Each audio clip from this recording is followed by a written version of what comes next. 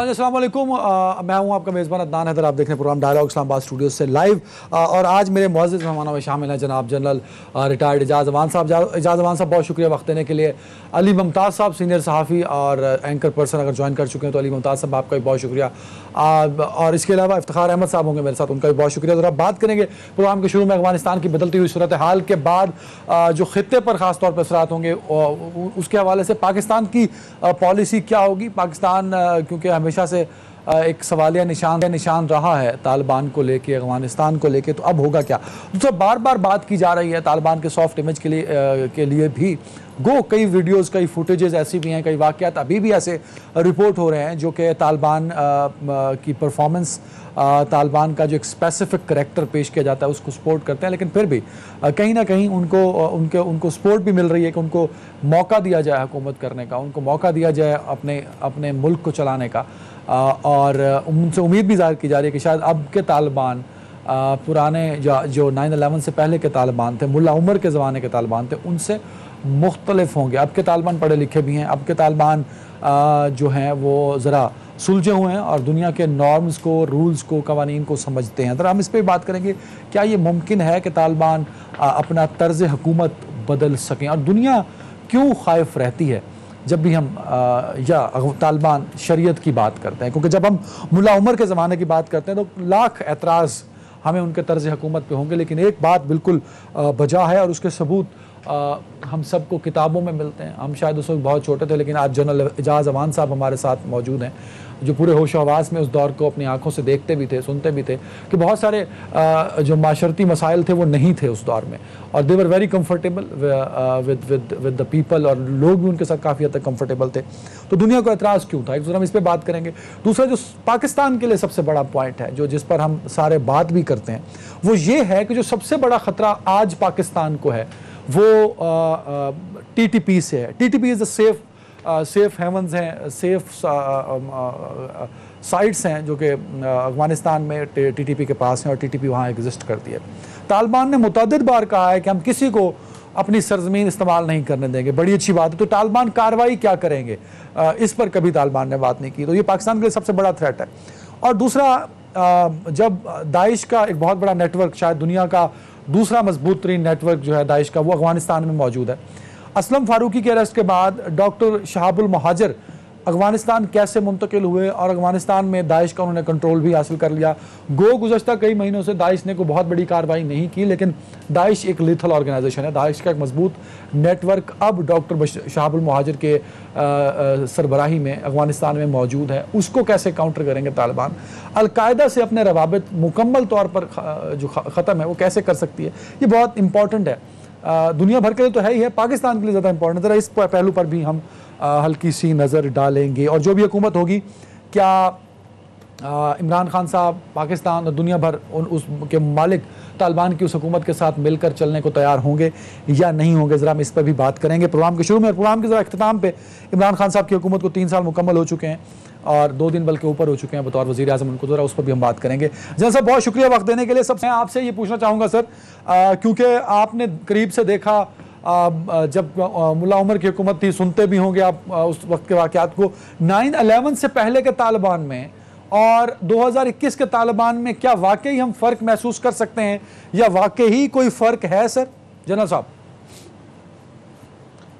Thank you very much. देखिए अदनान, बात यह है कि मौजूदा जो इस दौर के तालिबान हैं, यकीनन इन लोगों ने माजी से बहुत कुछ सीखा है और 20 बरस की कोalition फोर्स के ऑक्यूपेशन में इन्होंने अपने आप को बहुत एजुकेट भी किया है। ये बैटल हार्डन भी हैं। हेलो, और साहब मुझे वक्त दीजिएगा। वजीर खारजा पाकिस्तान शाह महमूद कुरैशी मेरे साथ हैं। शाह साहब बहुत शुक्रिया सर वक्त देने के लिए। सर, पाकिस्तान की पॉलिसी अब क्योंकि तालिबान ने कंट्रोल हासिल कर लिया मुकम्मल तौर पे अफगानिस्तान का तकरीबन, पाकिस्तान की अगली पॉलिसी क्या होगी और अफगानिस्तान में जो फंसे हुए लोग हैं उनको किस तरह रेस्क्यू किया जा रहा है, जरा बताइएगा सर। वाज़ेह है कि हम चाहते हैं कि वहाँ अमन हो, वहाँ इस्तेकाम हो, वहाँ जिंदगी मामूल की तरफ लौट आए और जो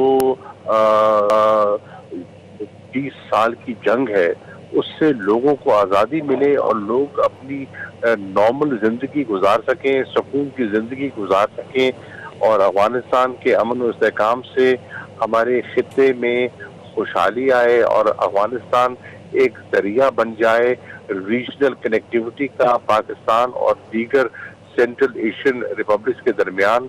और जो लैंड लॉक्ड सेंट्रल एशिया है, अफगानिस्तान है, वो पाकिस्तान के जो गवादर है, कराची के जो पोर्ट्स हैं, उनसे उन तक रसाई हासिल करके अपनी ट्रेड और अपनी अपना बायलैटरल ट्रेड को, रीजनल ट्रेड को फरोग दें। अच्छा शामिल कुरैशी साहब, आज मैं फॉरेन ऑफिस से पता लगा था कि आप अफगानिस्तान में जो अब तब्दीली हुई है उसको लेके मुख्तलिफ ममालिक का दौरा करने वाले हैं। आप किन किन ममालिक का दौरा करेंगे अगर आप बताना चाहें? दूसरा सर, पाकिस्तान के वजीर खारजा के तौर पे आप काबुल कब जाएंगे सर? देखिए, पहली बात तो यह है कि वहाँ सिचुएशन इस वक्त इवॉल्व कर रही है। वहाँ इस वक्त कोई, जिसे कहते हैं ना कि एक वैक्यूम है, वहाँ कोई शक्ल सामने आए, तो सूरत हाल सामने आए तो बंदा वहाँ जाए ना। इस स्टेज पे तो बुनियादी जो ऑब्जेक्टिव है कि वहाँ जो भी हजरात हैं जो जिम्मेदारियां संभाल रही हैं, उन्हें ये तलकीन की जाए कि अमन रहें, मुल्क को इस्तेकाम दें, खून खराबे से लोगों को बचाएं, लोगों की जान और माल का तहफ़्फ़ुज़ है वो यकीनी बनाए।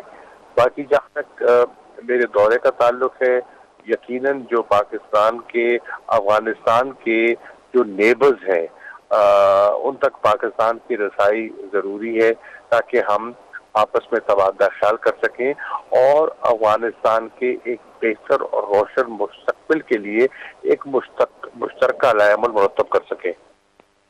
क्या पाकिस्तान मुकम्मल तौर पे तैयार है मेंटली कि तालिबान जो हुकूमत बनाने जा रहे हैं हम उसको एक्सेप्ट कर लेंगे, जैसे हमने पहले भी किया था जब मुल्ला उमर की हुकूमत आई थी? सर, ये अभी सूरत हाल इवॉल्व कर रही है, ऊंट किस करवट बैठता है अभी कुछ कहना कबल वक्त है। पाकिस्तान सिचुएशन को मॉनिटर कर रहा है और वॉच कर रहा है। जैसे सूरत हाल सामने आती है तो पाकिस्तान मशावरत के बाद कोई फैसला करेगा। अच्छा शामिल कुरैशी साहब, एक कन्फ्यूजन जो कि पूरी दुनिया के मीडिया में बार बार डिस्कस हो रही है, जो काबुल पे यकदम तालिबान आए और अशरफ गनी वहाँ से फरार हो गए, क्या पाकिस्तान को इस बारे में इल्म था कि ये अचानक ये सिचुएशन इस तरह की बन सकती है या हो सकती है, या आपके लिए भी उसी तरह सडन न्यूज़ थी जिस तरह हम सब के लिए एक सडन न्यूज़ हुई? सर देखिए, ये एक पूरी दुनिया के लिए, बशमूल पाकिस्तान के लिए एक सरप्राइज था। किसी का ख्याल नहीं था कि इस तरह जो सिक्योरिटी फोर्सेस हैं अफगानिस्तान की वो सरेंडर करेंगी और जो उनका जो गवर्नमेंट का स्ट्रक्चर है वो इतनी तेजी से कोलैप्स करेगा। इस सब के लिए जितनी असेसमेंट्स थी, जितनी कैलकुलेशंस थी, ये उसके बरक्स हुआ है। बिल्कुल सही। शामिल को आखिरी सवाल पूछना चाहूँगा, आप दुनिया की उन 5 शख्सियात में शामिल हैं, 5 या 6 लोगों में जिन्होंने मुसलसल कांटेक्ट में रहे तालिबान लीडरशिप के साथ ताकि बातचीत हो सके, पीस प्रोसेस मुकम्मल हो सके। क्या तालिबान अब वाकई कंफर्टेबल हो गए हैं, वो सॉफ्ट कॉर्नर रखते हैं, अपने असूलों पे कंप्रोमाइज़ करेंगे ताकि दुनिया के साथ चल सकें, अफगानिस्तान का एक नया चेहरा दुनिया के सामने रख सकें? सर काश वो जो 90 की गलतियां हैं उसे न दोहराएं और आज के जो तकाजे हैं, दुनिया के तकाजे हैं, उनको समझते हुए वो एक बेहतर हिकमत अमली अपनाएं। इस वक्त तक जो इनिशियल इंडिकेशंस हैं, जो इब्तदाई इशारे हैं, उनसे तो ये दिखाई दे रहा है कि उनकी सोच जो है वो मुस्बत है और वो दुनिया से नाताल्लुक नहीं होना चाहते और जो इंटरनेशनल कम्युनिटी के जो खदशात हैं उनको दूर करने की ख्वाहिश रखते हैं। शाह साहब, आखिरी 30 सेकंड मजीद चाहूँगा आपसे, मुहाजिरीन का कितना प्रेशर है पाकिस्तान के बॉर्डर के ऊपर? क्या लोग पाकिस्तान आना चाहते हैं? क्योंकि काबुल एयरपोर्ट पे काफ़ी रश है और आप फॉरेन ऑफिस हमारा और पाकिस्तान की एयरलाइन इस पे काफ़ी काम भी कर रही है लोगों को वहाँ से रेस्क्यू करने और बाहर निकालने के लिए। क्या मुहाजिरीन, अब नए मुहाजिरीन भी पाकिस्तान आना चाहते हैं? बॉर्डर की सूरत हाल क्या है और मुहाजिरीन के हवाले से हमारी पॉलिसी क्या होगी जो नए लोग पाकिस्तान में एंटर होना चाहते हैं? सर, इस वक्त कोई इतना खास रश नहीं है और खुदा करे वहाँ की जो वो सूरत हाल है वो बेहतर रहे, पुरअमन रहे और ये रश ना हो। इस वक्त तक महाजरीन का कोई ज्यादा दबाव दिखाई नहीं दे रहा। बिल्कुल सही, बहुत शुक्रिया। पाकिस्तान के वज़ीर ख़ारजा शाह महमूद कुरैशी साहब मेरे साथ थे। जनरल एजाज अमान साहब, आपको सर दरमियान में रोक कर शाह साहब की तरफ गया था, तो प्लीज़ ज़रा कंटिन्यू कर दीजिए अपना जवाब अगर मुकम्मल कर दें सर। आप अपना सवाल दोहरा दें सर। मैं भी जो बात शाह साहब से भी पूछी कि क्या अब सॉफ्ट कॉर्नर रखते हैं तालिबान, अपने असूलों पर कुछ कंप्रोमाइज़ करेंगे ताकि दुनिया के साथ चल सकें, जो दुनिया को एतराज़ है उनके ऊपर वो ख़त्म हो सके। वही बात कि जो मुला उमर के ज़माने के तालिबान थे उनमें और अब के तालिबान में क्या आपको फ़र्क देखते हैं सर?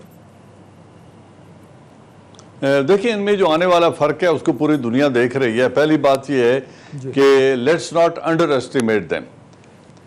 उन्होंने बैटल फील्ड में दुनिया की सबसे एडवांस्ड आर्मी को 20 साल रेजिस्ट किया है और उस रेजिस्टेंस के बाद उन्होंने डायलॉग टेबल के ऊपर भी कंसीड नहीं किया और अपनी शराइत दुनिया के सबसे ताकतवर रियासत से मनवा ली। उसके बाद जो ही उन्होंने टेक ओवर किया है और वो काबुल तक पहुंच गए हैं, तो उन्होंने जो उनके खिलाफ एक प्रोपेगेंडा है जो अभाम क्रिएट किया जा रहा था, उसके अगेंस्ट नैरेटिव की बहुत बेहतरीन अपना नैरेटिव लॉन्च किया है। दुनिया को बहुत अच्छे तरीके से मुखातिब करके उन्होंने उन तमाम खदशात को एड्रेस अमली तौर पर किया है जिनके उन पर शकूक किए जा रहे हैं। सबसे बड़ी बात जो इनसे एक्सपेक्टेड नहीं था, 20 बरस दोनों हुकूमतों ने मिलकर, कारज़ाई और अशरफ गनी गवर्नमेंट ने बशमूल कोalition के इनके ऊपर बहुत जुल्म किया। 2 लाख अफगान शहीद हुए, लेकिन आते ही उन्होंने तमाम जो अपोजिशन थी, तमाम वो फैक्शन जो उनके साथ बरसरे पैकार थे, उन्हें मुआफ़ कर दिया। फिर औरतों पर कोई पाबंदी नहीं लगाई। आज भी वहाँ को एजुकेशन है, स्कूल्स खुले हैं और जिस तरीके से वो ऑफिस में या मीडिया पे काम कर रही थी ख्वातीन, उन पर कोई पाबंदी नहीं लगाई गई है। और तीसरी बात यह है कि कोई लूट या प्लंडर नहीं हुआ, कोई सजाएं उन्होंने देनी शुरू नहीं की। तो मैं समझता हूँ वो बहुत अच्छे तरीके से आगाह है इस बात से कि हमने रीजन को और दुनिया को साथ लेकर चलना है, क्योंकि उनकी एक्सेप्टेबिलिटी का चैलेंज, इससे वो आगाह है। उनकी मुआशी मुश्किलात के इससे वो आगाह है। जब तक मुआशी मुश्किलात दूर नहीं होंगी, वो स्टेबल नहीं होंगे, अफगानिस्तान में एक लास्टिंग अमन भी कायम नहीं हो सकेगा और वो भी लोगों को डिलीवर नहीं कर सकेंगे। तो मैं समझता हूं हमें उन पर ट्रस्ट करना चाहिए और तालिबान को वक्त देना चाहिए। पूरी दुनिया ने मुतालबात की तो एक बुछाड़ कर दी है, लेकिन लोग ये रियलाइज नहीं कर रहे कि उन्हें कम से कम 3 से 4 माह का वक्त लगेगा और फिर उनको जब तक रिकग्निशन नहीं होती, जब तक उनको रिकग्नाइज करके उनके साथ सफारती और मुआशी ताल्लुकात दूसरी दुनिया बहाल नहीं करती, उस वक्त तक वो अपने अहदो पैमान पे पूरे कैसे उतर सकते? बिल्कुल सही अली मुमताज साहब, ये बड़ा इंपॉर्टेंट पॉइंट है जिस पर जनरल साहब बात करें कि हमें वक्त देना चाहिए और बजाय इसकी कि हम उनकी मुखालफत करें, हमें तालिबान को ऑन बोर्ड रखना चाहिए और पूरी दुनिया को उनका साथ देना चाहिए ताकि वो जो वादे उन्होंने किए हैं उसको वो पूरे भी कर सकें। अच्छा, जो बातें जनरल साहब ने की उसमें कुछ हद तक मीडिया ने भी रिपोर्ट किया कि एक फीमेल जर्नलिस्ट काम कर सकती है, लड़कियां स्कूल भी जा सकती हैं, ये एक पॉजिटिव चेंज तो है। तो क्या अगर ऐसा ही रहा तो क्या आपको लगता है कि इस मर्तबा के तालिबान इस ग्लोबल विलेज में अपनी जगह बना पाएंगे? सर अली साहब। अदनान, ये बहुत अपहिल टास्क है उनके लिए, क्योंकि ये सब जो अब मौजूदा सूरत हाल है 2021 की, ये पहले से 20 साल पहले सूरत हाल कुछ और थी, अब कुछ और है, अब दुनिया के तकाजे कुछ और हैं। मैं शाह महमूद कुरैशी साहब की भी राय से इत्तफाक करता हूँ कि अब देखना है कि इवॉल्विंग सिचुएशन है, इवॉल्विंग सिचुएशन में अब इतनी जल्दी कुछ पहले से ही राय कायम कर लेना बहुत मुश्किल है। और जो पहले राय कायम हुई थी या जो पहले अंदाजे थे, वो जैसा कि शाह महमूद कुरैशी साहब ने भी कहा कि वो सारे अंदाजे गलत साबित हुए। और शाह महमूद कुरैशी साहब ने जो कहा वो शायद उन्होंने किसी वजह से ये जवाब में आपसे कहा कि हमें भी मालूम ना था, हमारे लिए भी सरप्राइज था।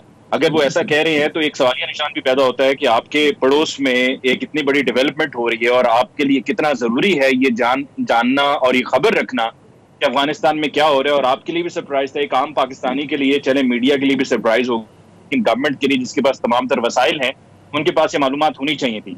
दूसरी तरफ जो जनरल साहब ने कहा वो बिल्कुल ठीक है कि वो एक मुख्तलिफ सोच के साथ आए हैं। वो चाहते हैं कि उनको एक्सेप्ट किया जाए, वो ये नहीं चाहते कि उनका जो पहले फलसफा था उसी फलसफे को वो आके वहां पर नाफिज कर दें। वो चाह रहे हैं कि दुनिया में जो जो अब मामला चल रहे हैं एक्सेप्टेबिलिटी हो, सिर्फ पाकिस्तान ही नहीं बल्कि बाकी भी दुनिया भी एक्सेप्ट करे।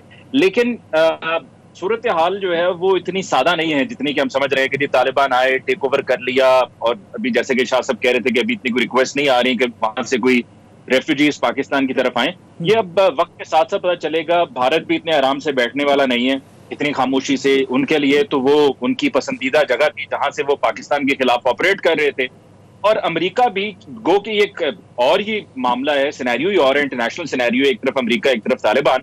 लेकिन यहाँ पर मैं आपको सन 2014 की एक मिसाल छोटी सी देना चाहूंगा कि जब ताहिरुल कादरी साहब अपना वो इनकलाबी मार्च लेके निकल रहे थे 14 अगस्त को लाहौर से, और उससे पहले पूरा मॉडल टाउन जो था उसको कंटेनर टाउन बना दिया गया था। इतना पंजाब गवर्नमेंट ने वहां पे कंटेनर लगाया कि वहां से निकलने का कोई रास्ता ही नहीं बचा था। हम भी बल्कि एक रात पहले वहां पे चले गए थे और जो एक रास्ता बचा था वो भी बंद हो गया था। लेकिन अगले रोज जब वहां से सब ने निकलने की कोशिश की तो बासानी उनकी क्रेन्स एक एक करके कंटेनर साइड पे करती रही, और आगे से कोई पुलिस एहलकार वहां पे मौजूद नहीं था। वो इसलिए नहीं था कि उनका दबाव इतना ज्यादा था कि वो दबाव सहा नहीं जा रहा था, और इस वजह से फिर उनको हटाना पड़ा। उन्होंने उनको स्पेस दी, और ये उनकी हिकमत अमली थी कि जो हमने पहले ये कंटेनर्स लगा के उनके ज्यादा से ज्यादा लोग ना जमा हो, इसलिए हमने सारा कुछ किया था। अब इनको जाने दें, जितना आगे जाते हैं आहिस्ता आहिस्ता देखेंगे कि क्या फैसला करना है। तो अमेरिका भी वहां से जो निकला है, और फिर जो बहुत से एक्सपर्ट्स कह रहे थे कि दिसंबर तक जाकर ये कहीं काबुल तक पहुंचेंगे, और वो फौरी तौर पर, अभी अगस्त का महीना भी मुकम्मल नहीं हुआ और वो काबुल पहुंच गए, और फिर ये कि जी काबुल के बाहर हैं, फिर काबुल में भी दाखिल हो गए, और सब कुछ इतना स्मूथ हो गया। ये अमेरिकन इतना आसानी से होने नहीं देंगे। अमेरिकन के अभी भी बहुत से इंटरेस्ट हैं, वो ये बिल्कुल भी नहीं अली साहब, ये बड़ा हैरान कुन है। मतलब ये कि अमेरिकन ने वक्त से पहले फौजें बुला ली, और ये भी बड़ा हैरान कुन है कि तालिबान अचानक हमें पता लगा कि तालिबान आ गए और अशरफ गनी साहब वहां से फरार हो गए। तो सर इसी पे जनरल साहब का भी ओपिनियन लेंगे, लेकिन एक ब्रेक के बाद।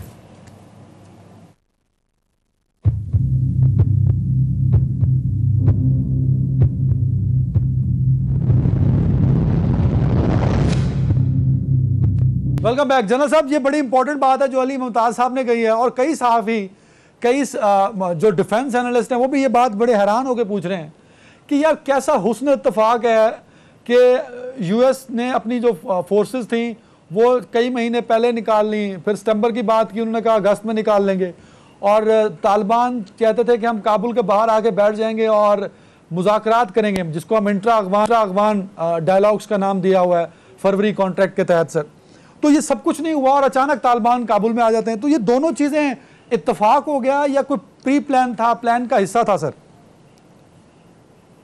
नहीं, देखिए, बैटल फील्ड में सरप्राइजेज होते हैं, और जिस तरह प्रेसिडेंट जो बाइडन 72 आवर्स पहले तो कह रहे थे कि ये नामुमकिन है कि 3.25 लाख आर्मी जिसकी हमने तरबियत की है, जिसको इतना अच्छा इक्विपमेंट दिया है कि वो रेजिस्ट ना करे, they will be able to fight.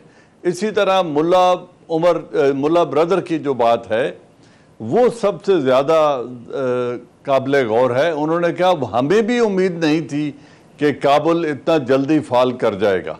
तो अगर मुल्ला ब्रदर भी सरप्राइज हुए हैं, प्रेसिडेंट जो बाइडन भी सरप्राइज हुए हैं, तो बाकी रीजनल कंट्रीज का सरप्राइज होना कोई इतनी बड़ी बात नहीं है। बैटल फील्ड में कोलैप्स जो होता है मोरल का, अच्छा जनरल साहब, ये बड़ा एक इंटरेस्टिंग फैक्टर है। सर कता कलामी की माफी चाहूंगा, जो मेरा जाती इंटरेक्शन है अफगानिस्तान में भी, और आपका भी डेफिनेटली होगा, अली मुमताज भी सहाफ़ी हैं, लोगों से इंटरेक्ट करते होंगे तालिबान से, तो ज़बीउल्लाह मुजाहिद बार बार हमें यही कहते थे, हम कहते थे यार फलां चौकी पे आपने हमला किया और उस पर कब्जा कर लिया। ज़बीउल्लाह मुजाहिद कहता था नहीं ऐसा नहीं है जी, हम वहाँ पे गए तो उन्होंने हथियार फेंक दिए और कहा कि ये ले लो। कई जगहों पे उन्होंने कहा जी फलां ब्रिगेड कर्नल ने, फलां पुलिस ऑफिसर ने हमें कहा कि आप आ जाइए और कंट्रोल ले लीजिए। तो ये चीज़ें तो पहले से ऐसे चल रही थी जैसे किसी प्लान का हिस्सा है और उसको प्लान को एग्जीक्यूट किया जा रहा है। सर नहीं, उसको एक ये आपके देखने का एक तरीका है और लोग ऐसा सोच भी रहे हैं, लेकिन मैं समझता हूं कि आर्मी में जिस आर्मी के साथ टेक लगाकर अफगान नेशनल आर्मी खड़ी थी जी, जब वो लोग वहां से निकल गए तो एक मोरल पे जो सडन इफेक्ट होता है वो यकीनन आना था। दूसरी बात है, अफगान से क्यों लड़ेगा?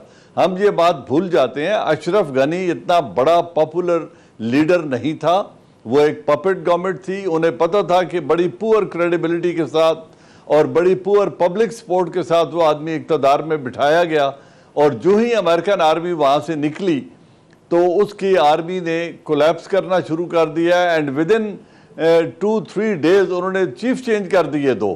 तो जब इस तरह आर्मी की कमांड चेंज हो रही हो, जिस फोर्स के साथ उन्होंने सपोर्ट ली हुई थी, फिर सबसे बढ़ के जिन लोगों ने इन्हें पे चेक देने थे, जब वो चले गए तो लोगों ने अपनी अफगान नेशनल आर्मी को छोड़ के वो अपने अपने फैक्शन में मेल्ट डाउन हो गए, और वो मरना नहीं चाहते थे, रेजिस्ट नहीं करना चाहते थे, क्योंकि अफगानों को जो तालिबान थे उनको कोalition फोर्स रोकने में नाकाम रही थी, और जो मुआहदा किया था दोहा में उनको लेजिटिमाइज करके अमेरिकन उनसे वादे वईद करके, उनके कैदी छोड़ने का वादा करके, उनको डी लिस्ट का वादा करके वो चले गए। नहीं जनरल साहब, तो उन्होंने तो 5 मई, उन्होंने तो 31 मई को जाना था। जनरल साहब, आपको लगता था कि अशरफ गनी इसी तरह फरार हो जाएगा अफगानिस्तान को उसके हाल पे छोड़ के? आपको ये फील आती थी पहले?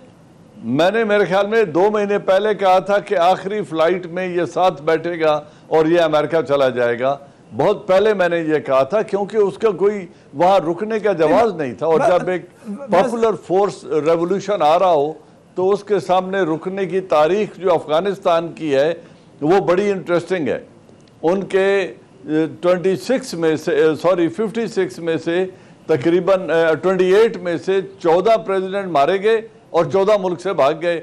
अब कारज़ई वाहिद प्रेसिडेंट है जो प्रेसिडेंट भी रहा है और अभी तक जिंदा है और अफगानिस्तान में मौजूद है। अच्छा, वैसे जनरल साहब, अली मुमताज साहब को किसी ने पहले ही बता दिया था कि हो सकता है कि हम इस कमरे से बाहर निकले तो अशरफ गनी भाग जाए। Better informed. नहीं, मैं बता रहा हूँ सर।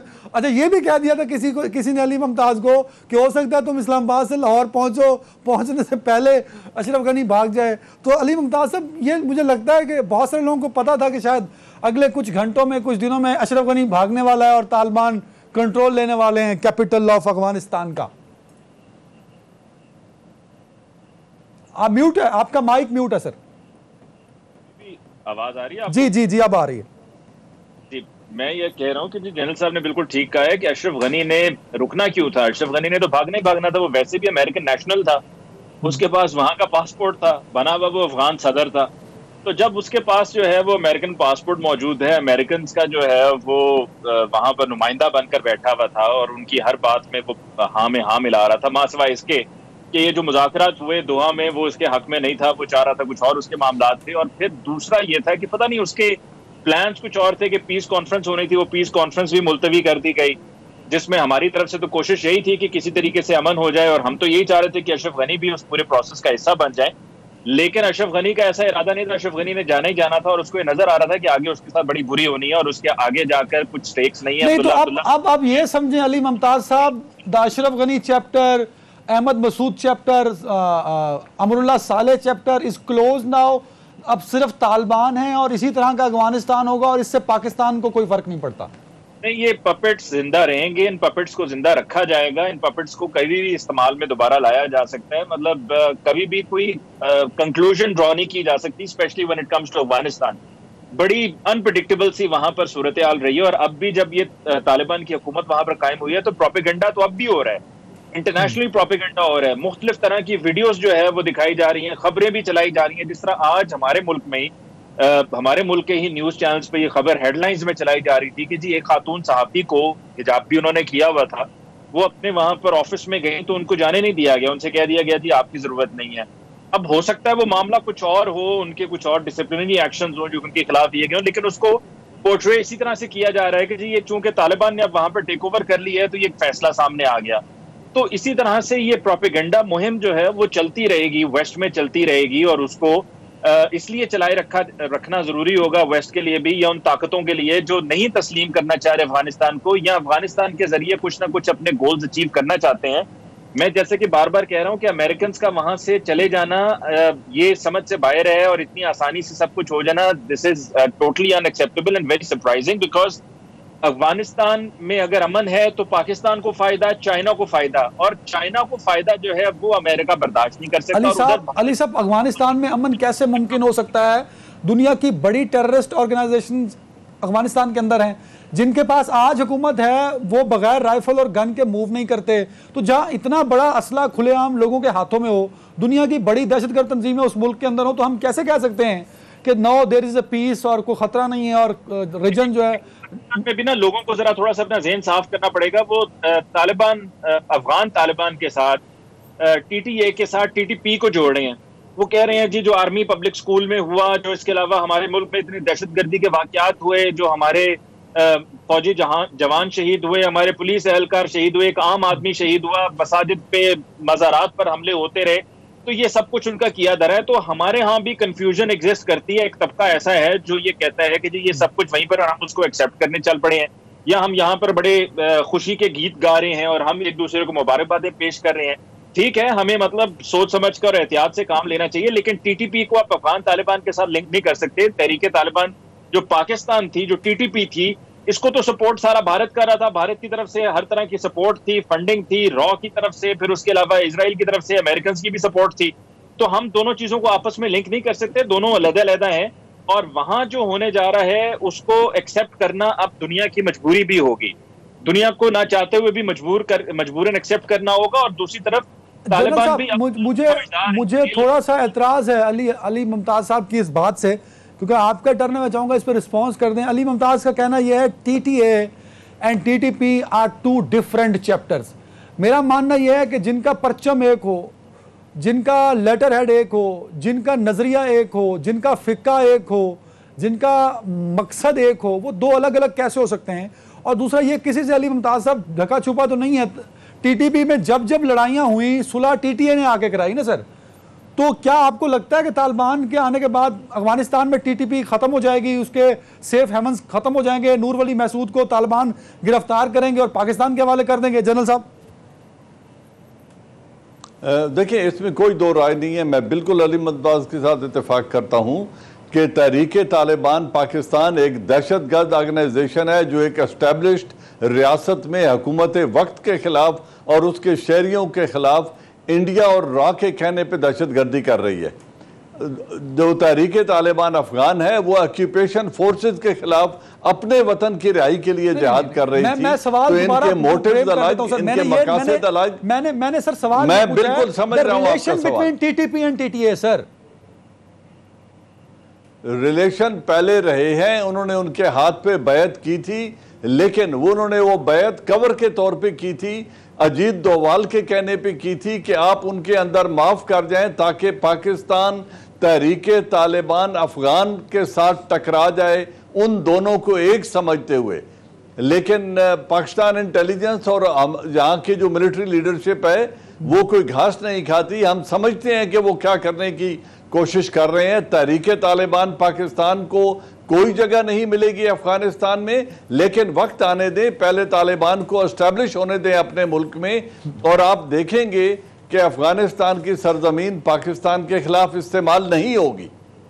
जनरल साहब एक कमेंट जरा, मैंने शुरू में दाइश की बात की थी, डॉक्टर शाहबुल मुहाजिर मोस्ट प्रॉबेबली यही जराए कहते हैं कि ही इज इन अफगानिस्तान।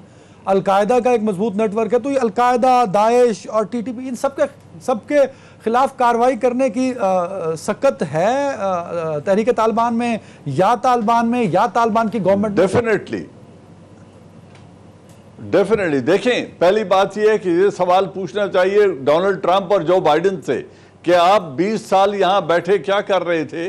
अगर दुनिया की इतनी बड़ी दहशतगर्द तंजीमें CIA की मौजूदगी में, अमेरिकन लेड कोalition की मौजूदगी में, 1,40,000 ट्रुप्स की मौजूदगी में वहां पर थी और पनप रही थी, तो वो क्या बेचने आए थे? अमेरिकन इस खिते में क्या करने आए थे? और फिर आज वो मुतालबा तालिबान अफगानिस्तान से कर रहे हैं कि इनको आप अपनी सॉइल यूज नहीं करने देंगे। इनके खिलाफ कितने बड़े ऑपरेशन किए हैं अमेरिकन लेड कोalition ने। तो ये सब एक प्रोपेगेंडा है। मैं जाती तौर पे बिलीव करता हूं कि तहरीके तालिबान पाकिस्तान में इतनी सख्त, इतना और इतना रिजॉल्व है कि वो अपनी सरजमीन जब वो मुझे ब्रेक पे जाना है। अली मुमताज साहब, आप जरा इस पे रिस्पॉन्स करना चाहिए, बिकॉज़ आपका ओपिनियन भी जनरल साहब वाला था जिससे मैं इख्तिलाफ करता हूं और मैंने उसकी वजह भी बता दी आपको। जल्दी से सर जी, दोबारा कहिएगा। I thought you were taking a break. दोबारा नहीं, ब्रेक से पहले आप रिस्पांस कर देना, मैंने फिर अगले टॉपिक पे जाना है, टीटीपी और टीटीए के रिलेशन पे। सर इसी तरह से कह रही हैं कि इसमें कोई दूसरी राय नहीं है कि टीटीपी को फंडिंग कौन करता रहा है। आपका कहना कि जी वो टीटीपी और टीटीए आपस में कनेक्टेड है, वो शुरू की बातें थी। फिर उसके बाद जब ये देखा गया कि टीटीपी किस तरफ चल पड़ी हुई है, टीटीपी के मकासद क्या हैं, तो फिर तहरीके तालिबान अफगानिस्तान ने उसको सपोर्ट नहीं किया। जनरल साहब, अली मुमताज साहब, सुहेल शाहीन, डॉक्टर नईम, ज़बीउल्लाह मुजाहिद से मुतअद्दिद बार ये पूछा गया कि ये तो ठीक हो गया कि आप सॉइल इस्तेमाल नहीं करने देंगे, तो क्या आप ये मानते हैं कि TTP is a terrorist organisation? And they denied. उन्होंने कहा हम इसको नहीं, हम उसे टेररिस्ट ऑर्गेनाइजेशन नहीं कह सकते। जब वो उसको टेररिस्ट ऑर्गेनाइजेशन नहीं मानते तो मैं कैसे मान लूं कि वो कार्रवाई करेंगे? अली साहब नहीं, देखें टीटीपी को सपोर्ट जो है वो क्या तहरीके तालिबान अफगानिस्तान करते हैं? सर मेरा ये सवाल नहीं है अली साहब, मैं पूछ रहा हूं कि उनकी सिंपैथीज उनके साथ हैं। देखें, वो आप जैसे कि जनरल साहब ने भी कहा है कि आप वो वक्त भी कोट कीजिए ना कि ये कब का ये बयान है। ये 2 महीने पहले सर, 2 महीने पहले अगर ये बयान आया तो उसका कॉन्टेक्स्ट भी देखना पड़ेगा ना। यहाँ पर हर बात को हमें आउट ऑफ कॉन्टेक्स्ट भी लेना चाहिए, देखना चाहिए कि उसका आपस में लिंक क्या बनता है। बिल्कुल सही। अगर अल्लाह करे ऐसा हो। सर एक ब्रेक का कहा जा रहा मुझे, ऑन ब्रेक एंड ब्रेक के बाद इमरान खान साहब की 3 साल हुकूमत के बाद उनकी कारकर्दगी कैसी रही?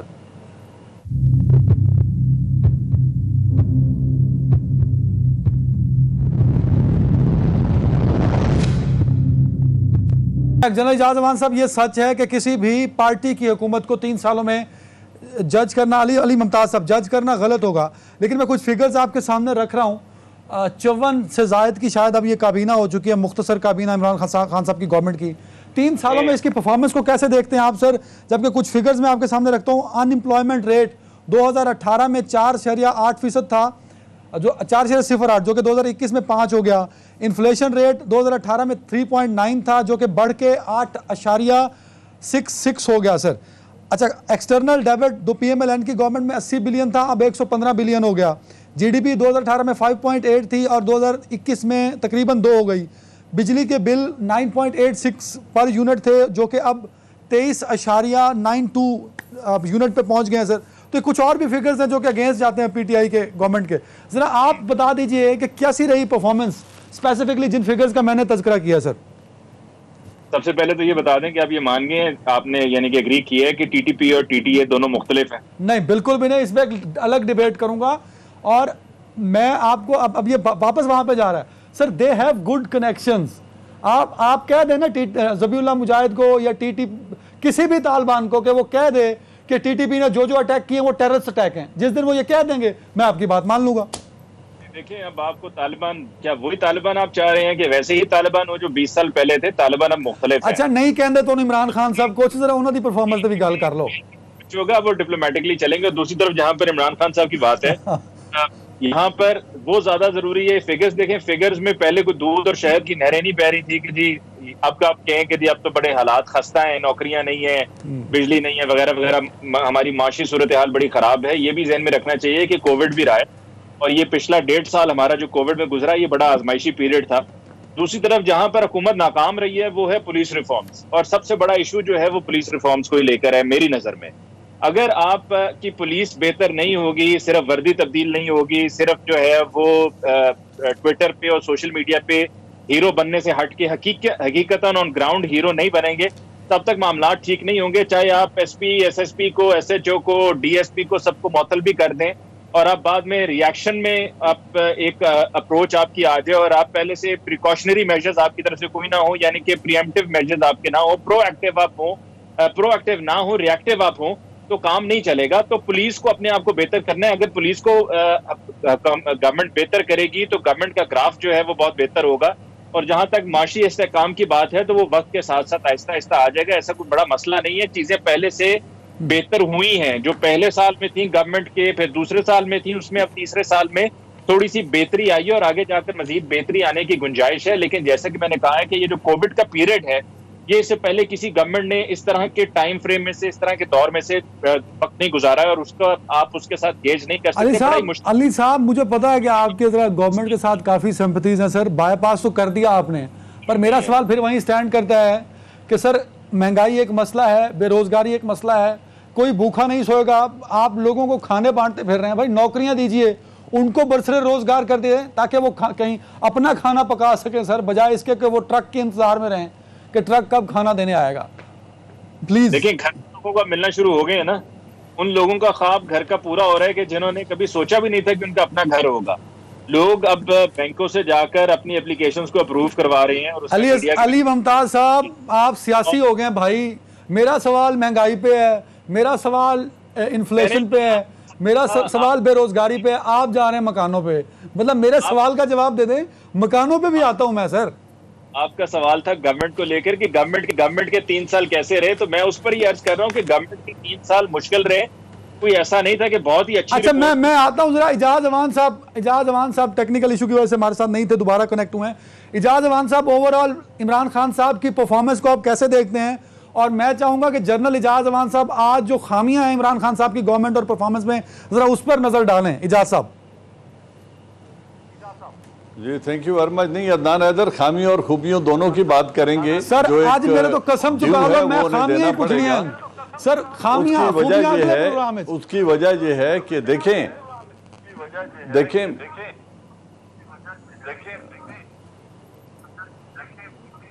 नहीं, अगर आप ये कहते हैं कि मैं सिर्फ तनकीद करूं तो ऐसे बात होगी नहीं ना। जो उनका ड्यू है वो उन्हें देना पड़ेगा। पहली बात ये है कि उन्होंने जो 5-6 बड़े मेगा स्टेप्स उठाए हैं उनको ऑनर करना पड़ेगा। उन्होंने जो मनी लॉन्ड्रिंग और हुंडी के कारोबार को आके खत्म किया इस मुल्क में, जो ट्रांसपेरेंसी लाई, उसका उन्हें क्रेडिट दें। वो नॉन स्टेट एक्टर्स थी और जो इस तरह की मजहबी तंजीमें थी जिन्होंने कौम को जरगमाल बनाया हुआ था, उन लोगों के खिलाफ जो कार्रवाई की गई उसका क्रेडिट उन्हें देना पड़ेगा। फिर जो वाटर रिजर्वायर्स और मेगा प्रोजेक्ट्स पर काम हो रहा है, इसका क्रेडिट उनको देना पड़ेगा। एक बेहतरीन फॉरेन पॉलिसी का क्रेडिट उनको देना पड़ेगा। मेगा प्रोजेक्ट्स में कुछ रोल उनका भी है सर। और अदारों के साथ क्लैश न करना। ये अब रही बात अब रही बात माइक्रो लेवल की, यकीनन उनसे तवक्कुआत बहुत। जनरल साहब, टाइम खत्म हो गया। आप जीत गए, मैं हार गया। खामियों पे बात करनी थी, बयान कर गए आप। बहुत शुक्रिया सर, आज का वक्त खत्म हुआ। अली मुमताज साहब, शाह महमूद कुरैशी साहब, आपका बहुत शुक्रिया वक्त देने के लिए। नाज़रीन, अपना ख्याल रखिएगा।